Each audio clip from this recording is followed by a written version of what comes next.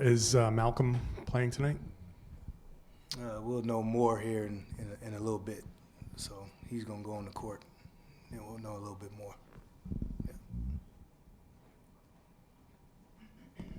And how's Joe? You know Joe. I think everybody in here knows Joe. He's getting better.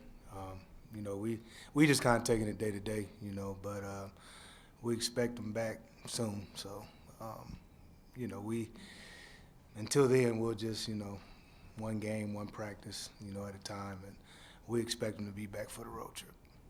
I assume in constant communication, how much input did he have today, and what was it like for you today to have an entire day to prepare as a head coach?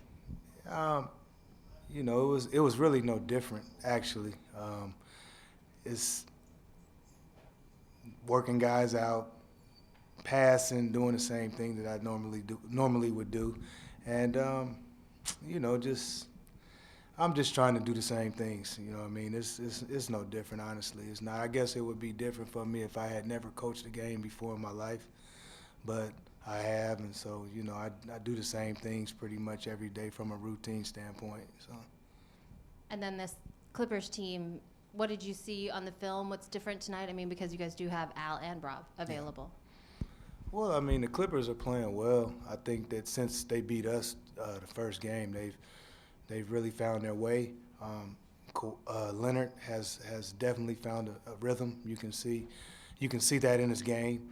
So they're playing well. So I look forward to this game from the standpoint of I think this was the first game. Obviously fact check it, but I think we lost every quarter. And I don't think we lost every quarter all season. So, we started off strong offensively. We got to do a better job on that end of the floor. We got to do a better job on Leonard and George both. So, and keep them off the offensive glass. Thank you. Yeah. You said at the very beginning, Joe. Like, is he kind of still all in? Like, is he sending you a bunch of stats and throughout the day, like pointing out things to be aware of, or is he just kind of separate from it right now? Joe.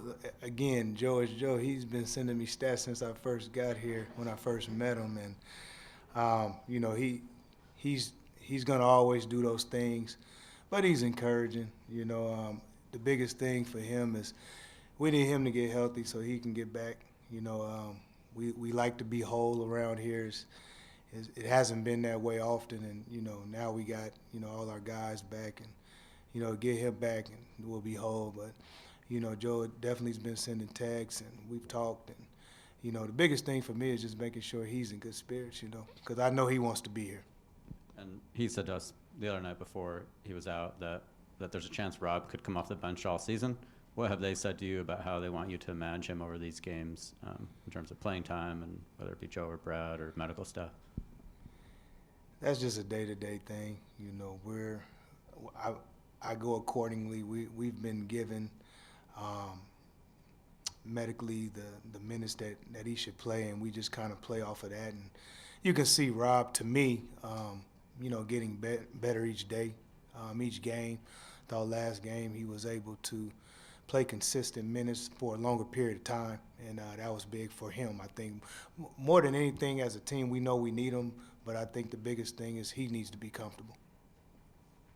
Going back to that Clipper game, that was kind of like the start of a downside for you guys, especially considering they're a team that also has like 2-star wings and a lot of depth around them.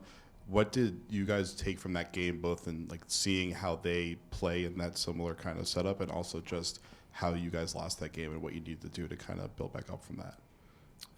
I felt the Clipper game was a game where, they have two really good ball players like we do, and I think they've been, Leonard has won a title, so I don't think he's scared of those moments. So I think that, like, individually, I think that they took on the challenge of playing against Jason and JB, and so I think that I would feel those two guys are really coming out here and be ready to play on both ends of the floor, and I think that it starts with them each and every time, and so that's what I seen.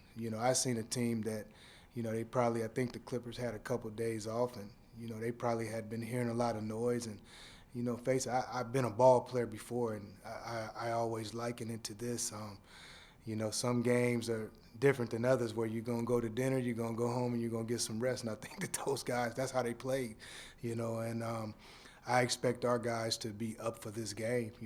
I don't just because it's a regular season game, I think they remember what happened because the game is still so fresh. Yes.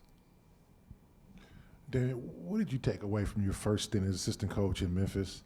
I mean, you were, I think, fresh off retiring, you just retired. And Yeah.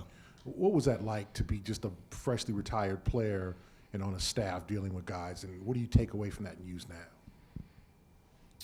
That was probably the hardest situation I had been in, and it was hard because I had just played with like 5 guys in the locker room.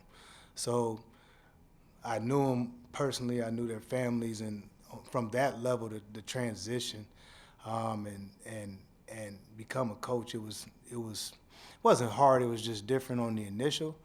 But you kind of settle into your role, and I found that gave me an advantage. Honestly, it did. I got lifelong friends that I coached. Mike Conley, Rudy Gay, Zach Randolph. Like, these are guys that, I coached. And then, to be where we started to where we finished, we went from a 20-win team to beating the San Antonio Spurs in the first round of the playoffs. It took OKC that year. They went to the finals, I think, to Game 7 at their place. So that was really big for me. I learned a lot. I had great mentors on that staff, great young coaches. Lionel Hollins was the coach. Dave Yeager was an assistant. I learned so much from those guys, so it was a great experience. Damon, it seems like the most effective defenses against Jason and Jalen kind of bait them into drives, kind of help at the rim and take away their outlets there. As a former, high-level point guard in those situations, how do they navigate that? How do they recognize when there's a driving lane and when it's kind of like a trap? I mean, it's a feel for those guys. I think that each and every game poses a different challenge, and it's like this evening. I think they have to be prepared for anything. I think that Ty Lue is a great coach. I liken the Clippers to like a '90s team. They're really methodical. They're not trying to fool you on either end of the floor. If a player is scoring, they're going to hit you, double team. So I just think that with both of those guys, you have to show a little bit of patience, and just read the game. And like I said, that's something that we've talked about, especially coming into tonight. But yes, when they tend to, struggle early, before they figure, those are things that happen. But when our spacing is right, they always seem to make the right play.